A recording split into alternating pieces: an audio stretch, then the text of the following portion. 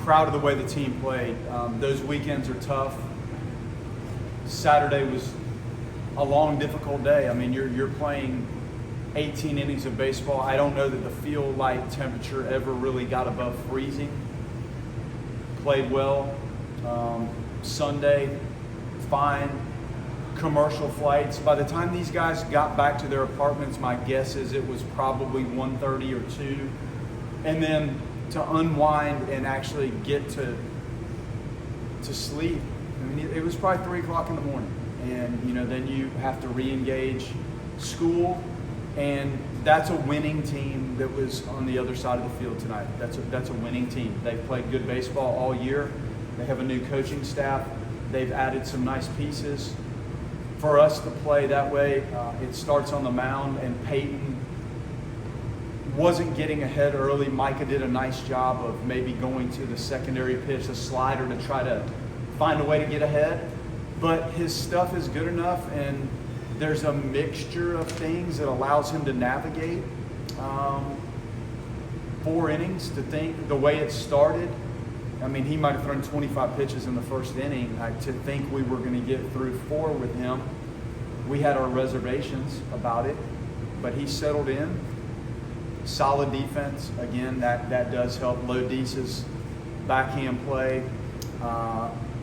Max in center field, I did not think when that ball was hit. I know he got a jump, but I still didn't know if he was going to be able to cover and secure that. He did. Miles' play over the fence. That's as fine a play as you can see a first baseman make on that type of ball. And that area, there's space over there. He covered a lot of ground. Just incredible athleticism. McCulley's play late, you could see just the feel he has for infield play. Carnes, some nice blocks. Ben Barrett, Micah made some really nice modifications to try to get the stuff a little bit more consistent.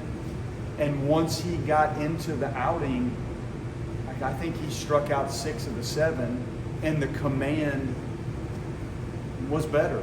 And he was trying to throw. That's why, you know, I asked Micah, like, go talk to him right now, because the in-game feel and the adjustment on the fly in the game, you have to figure out a way to manipulate that. You can't stop and go do drills and do your side work. It's got to happen on the fly. And Micah did a nice job of tightening him up and getting that fastball where it wasn't so down. It needs to be in the bottom of the zone, but it was clearly like under. And then he got to the slider, and the hitters were giving you all the feedback you needed. Micah did a nice adjustment on Marlowe, lowered the slot a little bit. It really looked good. The changeup was exceptional, even to the lefties. A couple good sliders, moved the fastball around. Just proud of the way we played. The at-bats, top to bottom, for me to go through those, I can't. The guys had just good focus, and once we got in the bullpen, you still have to have pitch recognition, selection, and try to separate and put the game away. And we see games where, hey, it's 7-0, and all of a sudden you look up and it's a 4th inning and it's 7-4. And then somebody hits a home run and it's 7-5, and things stall out. That was not the case. They played with energy the whole night, clean, proud of them. And when you just show up and watch this game, you see the Noles play a good game, but to get through the weekend and then to show up and play like that with the difficulty and the challenge of the length of the day on Saturday, and then the long day, including the travel Sunday, just well done by the guys. Just how much toughness has this group shown you over these last 4 games after the end of the Wake Forest series and then the loss of Florida on Tuesday? When we sat in here after the end of the Wake Forest series, you felt like we had no answer on the mound. We couldn't contain things. Their hitters seemed one step ahead of us. I still can't quite explain it. Hard to shake that off. And then I think was the Florida game the next one? Yeah, I mean, good ball game, but it's an L any way you draw it up. And then off you go. to a team that plays well in their venue. Their fans are into it. It's always unique there with the wind and the temperatures and the turf, and you got a lot of things that you're not accustomed to. And we went in and played as well as you could ask a team to play. So they showed a lot of guts, and the starting pitching to rest some of the guys in the bullpen that have seen repetitive action, and that starts to wear on you a little bit. So to use, I think we used 6 total guys. That was great. It does present a challenge when you play 2 Saturday and now you're bumping up to Thursday. You're out of kilter. Virginia's probably in the same boat with how you use the arms on Thursday. But the toughness was very evident. We talked about response last year a lot. That's a heck of a response after a kind of a tough stretch where you feel like you're treading water there for a while, and very proud of how they performed. Following up on that, you mentioned pitch recognition. You told us about it last week. You guys had 52 hits in your last 4 games. Just to see the response and to see them seeing the ball well again, how big is that? Well, it's the essence of hitting, like your recognition and what you see and how you time it and track it. I mean, that's the hardest thing. You could have a fundamentally in check, sound swing, but without recognition and timing and decisions, you're still not going to hit. There's people that function that may have unorthodox, quirky swings that have really mastered the art of the recognition and the thoughtfulness and using parts of the zone and thinking through the at-bat. And we're improving. It's not a finished product, and it's not where I really want it to be. There will be ups and downs in this. We've seen it in these 35 games, but I think you see some growth. I see some of the younger guys growing. I feel like some of the guys that went through these experiences with us last year have also improved. That's all I can ask for. And then when the dust settles, you hope there's enough there to come out on top. I'm seeing improvement. I'm not seeing complete, competitive, flawless at-bats, but you do see modifications and some progress in the right direction with the guys. What does having Chase back bring you to a lot? I'm still learning him as a player. He's played in, is this a 9th game he's played in? 10th? 10. But he hasn't finished them. So 3 or 4 of those, he did not complete the game.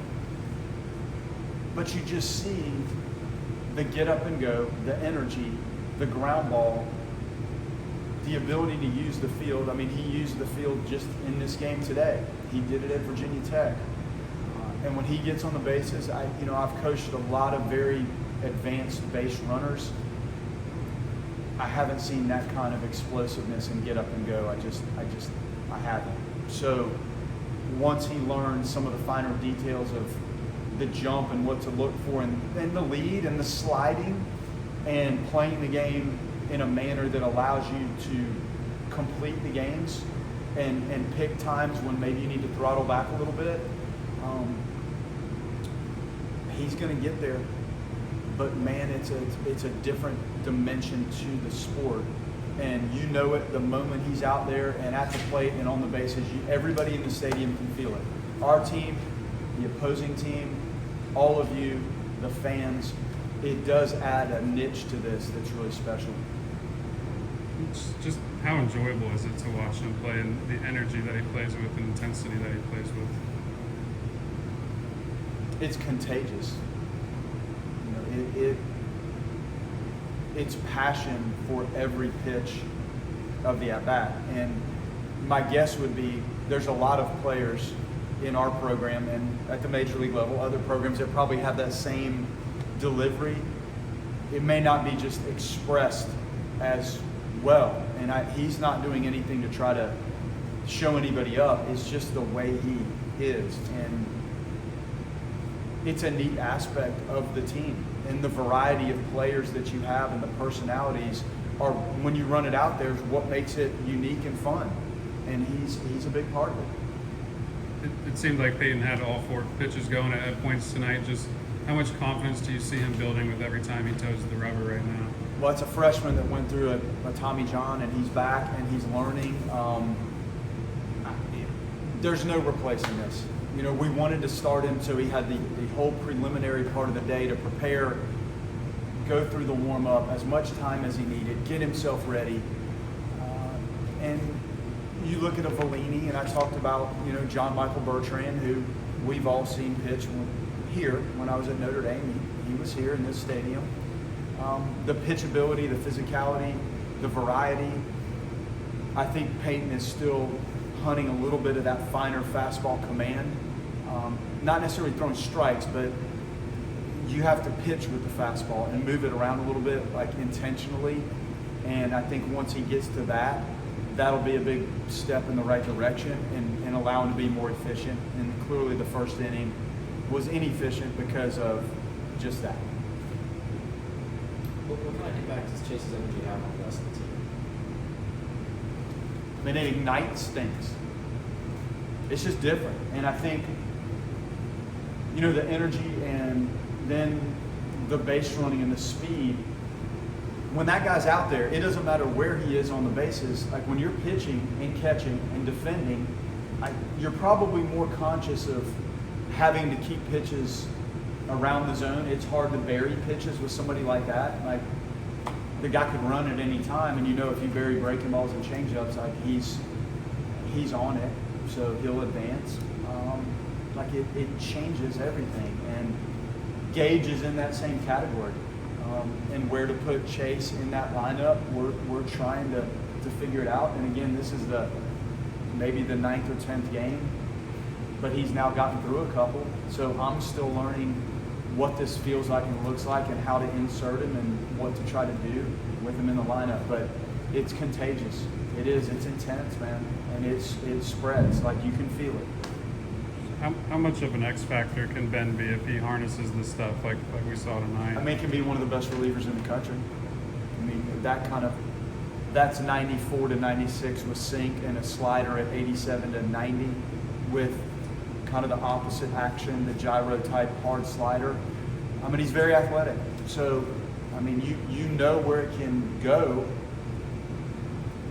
Unfortunately, it hasn't consistently been in that place with just the repetitive nature of the stuff. So that's why statistically we're fighting through it a little bit, and those type of outings, he needs it, and he needs to do it again. And there's other things. I'm not going to get into some of the other things I know he needs to work on, but I see it today. But man, I mean, it's top flight stuff. And you go turn on whatever big league game's on tonight, and that type of stuff will be on the mound for somebody. So that's what you're dealing with.